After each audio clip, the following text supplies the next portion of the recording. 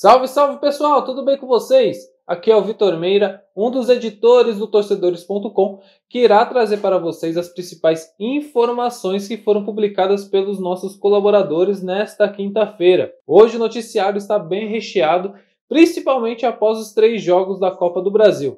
Então hoje vamos falar de Flamengo, Corinthians, Fluminense, mercado da bola palmeirense e algumas informações que estão movimentando lá na Europa. Ficou curioso? Então continue com a gente e vem para o resumo do dia. Bora começar o resumo do dia com informações do Flamengo. O rubro-negro venceu ontem o Atlético Paranaense por 1-0, com golaço de bicicleta de Pedro em plena Arena da Baixada. Com isso, o time se classificou para a semifinal da Copa do Brasil. Agora espera o vencedor entre São Paulo e América Mineiro. Vale lembrar que o tricolor venceu por 1-0 no Morumbi e agora joga por um empate no Independência. Como o Flamengo está vivo nas 3 competições, Brasileirão, Série A, Libertadores e Copa do Brasil, o técnico Dorival Júnior está quebrando a cabeça para escalar os jogadores. Vale destacar que o treinador está fazendo algumas modificações no time titular durante a Liga Nacional. E questionado na entrevista coletiva qual seria o time que vai jogar contra o Palmeiras no próximo domingo, Dorival respondeu que a escalação vai depender de fatores físicos. E então ele vai avaliar quais jogadores estão melhores fisicamente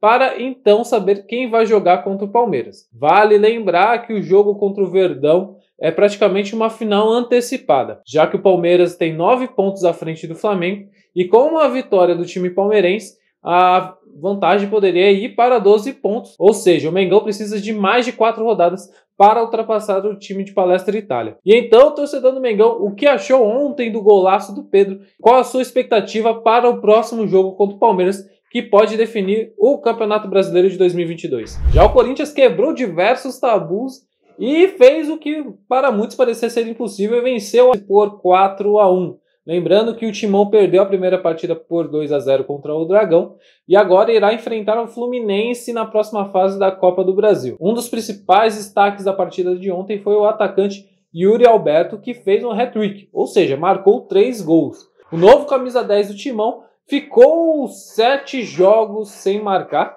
e com uma estatística até estranha para o atacante, em que ele realizou apenas um chute ao gol durante este período.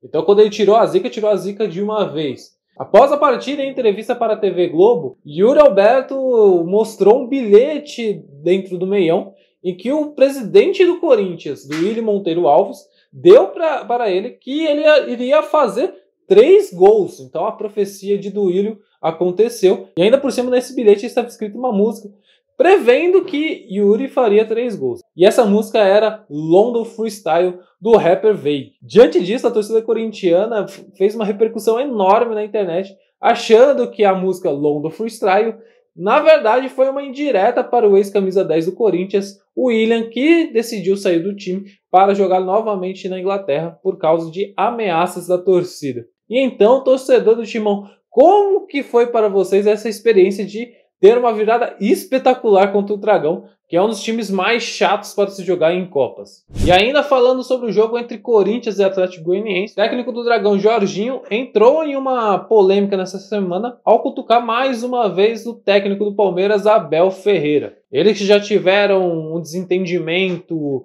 por declarações após o jogo entre Palmeiras e o Dragão, em que o treinador reclamou muito das atitudes do Abel durante a partida, ao dizer que ele reclamava muito contra a arbitragem, que isso, de certa forma, ajudaria o time dele, e que ele não deveria se comportar assim aqui no Brasil. E nessa semana, para defender o técnico Cuca do Atlético Mineiro, ele deu uma cutucada mais uma vez no Abel Ferreira. Assim, logo depois da partida, os jornalistas fizeram algumas perguntas relacionadas a isso. E o que o Jorginho fez? Ele elogiou o trabalho do Vitor Pereira, que é o técnico português do Corinthians, e disse que ele é simpático, diferente do Abel, que era antipático. Mais um capítulo da novela envolvendo Jorginho versus Abel Ferreira. Além do Corinthians, ontem quem conseguiu uma classificação épica foi o Fluminense. O Flusão, que tinha vencido o primeiro jogo por 1-0 contra o Fortaleza lá no Castelão, começou a partida perdendo por 2-0. Com isso, o time na segunda etapa deveria pelo menos empatar para avançar para a semifinal da Copa do Brasil. E conseguiu. Empatou em 2-2 e o time vai enfrentar agora o Corinthians na semifinal. Após o final da partida, no momento em que a galera estava com os ânimos à flor da pele, o argentino Cano, que também é artilheiro do Brasileirão Série A, estava concedendo entrevista coletiva para a TV. E durante a entrevista, o ponta colombiano Arias interrompeu-a para mandar um recado para o técnico da seleção argentina. Ele mandou o seguinte recado para Lionel Scaloni: Scaloni, fica atento. Cano é seleção. Meus amigos, o Cano que tá metendo gol pra caramba aqui no Brasil também está sendo cobrado para ir para a seleção argentina. E você, torcedor do Tricolor, o que acha do desempenho do Cano e a possibilidade dele jogar a Copa do Mundo de 2022 lá no Catar? A janela de transferências do mercado brasileiro já está fechada, então os times brasileiros não podem mais contratar ninguém que vem de fora do país, mas a janela europeia ainda está aberta. Com isso, alguns jogadores dos principais times do Brasil ainda podem ser vendidos para o futebol europeu. Com isso, o jornalista Jorge Nicola, também com a apuração dos nossos colaboradores aqui do Torcedores.com, fez um levantamento de quem pode sair do Verdão durante esse período. O atleta que pode ser vendido durante esse período é o zagueiro Kusevich. Ele, que já recebeu sondagens do futebol alemão e também do espanhol, poderia sair, uma vez que o Palmeiras já tem 6 jogadores estrangeiros. Vale lembrar que a cota é de até 5, então o Verdão estaria disposto a fazer negociação com o zagueiro chileno. Além disso, especula-se na imprensa turca que o Fenerbahçe está interessado na contratação do lateral esquerdo Piquerez, mas Leila Pereira não quer se desfazer de nenhum titular neste momento. Então, dificilmente o uruguaio sairá do Palmeiras. E agora vamos para a Europa para trazer um pequeno panorama sobre o futebol europeu e começar com o PSG. De acordo com informações do jornalista Marcelo Beckler, da TNT Sports, Mbappé estaria isolado do restante do elenco. Vale lembrar que ele renovou o contrato recentemente com o clube parisiense e tinha uma forte proposta do Real Madrid, mas preferiu continuar no seu país de origem. O que traz o isolamento de Mbappé em relação ao restante da equipe.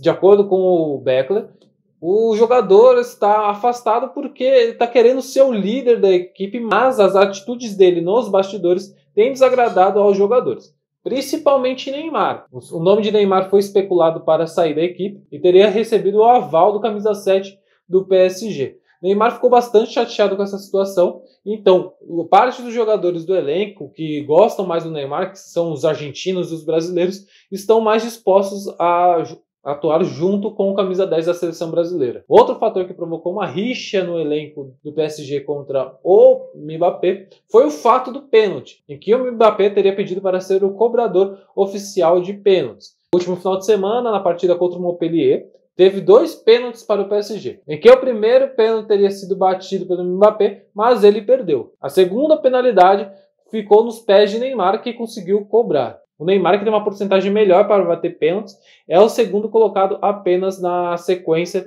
de Christophe Gaultier. E aí o clima está bastante pesado para os lados de PSG por causa dessa relação entre Mbappé e o restante dos jogadores.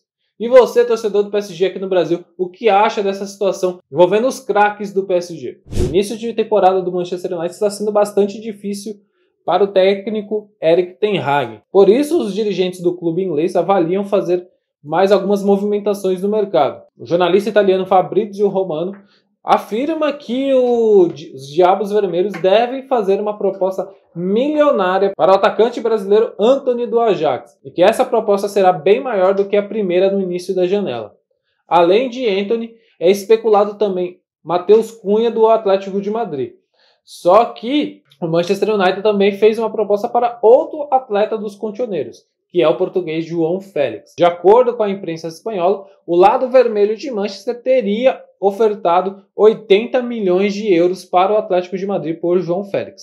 Mas os espanhóis não gostaram da oferta e a rejeitaram imediatamente. A publicação ainda destaca que o Atlético de Madrid avalia vender João Félix por um valor superior a 127 milhões de euros e que abaixo disso não irá liberar o jovem português.